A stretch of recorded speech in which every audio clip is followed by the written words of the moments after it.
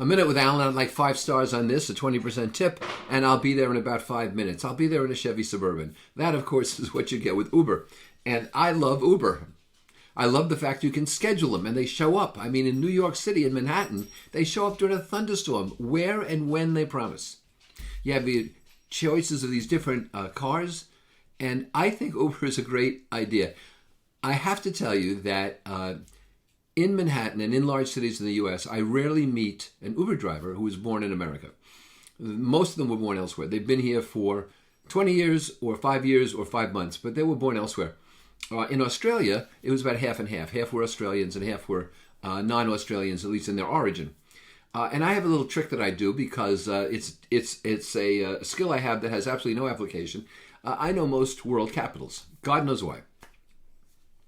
I can't remember what I had for lunch yesterday, but I can remember, the capital of Lebanon. And so I'll get into an Uber and I'll say to the driver, "Where are you from?" And she'll say, "Ethiopia."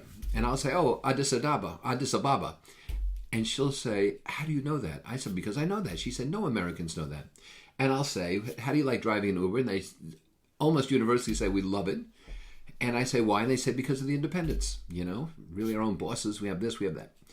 And Uber is an example of one of the 3 kinds of innovation, right? One of 3. There, I did it. Visual aid, screen sharing. There's innovation which is opportunistic. You see something, you take advantage of it. There's a one-time deal, whatever it is, you take advantage of it. You know somebody who's selling a certain car, you take advantage of it.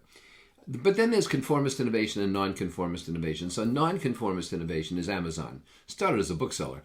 And now you can buy tires and food and all kinds of things. I just ordered something earlier today. I'm on a new computer system here, Mac Studio, and I needed a new trackball. And Amazon said, "Fine, we'll get it to you later today." But conformist innovation is usually what happens. And Uber is an example of conformist innovation. It's a taxi service.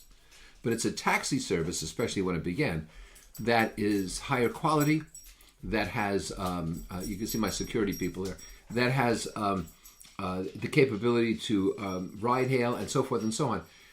And I think it's great. I think it's a wonderful way to get around. I don't mind paying the extra money. I make sure I tip nicely. And think about in your job, in your life, where you can look for conformist innovation. You don't have to invent something new. You just have to invent how it can be done better.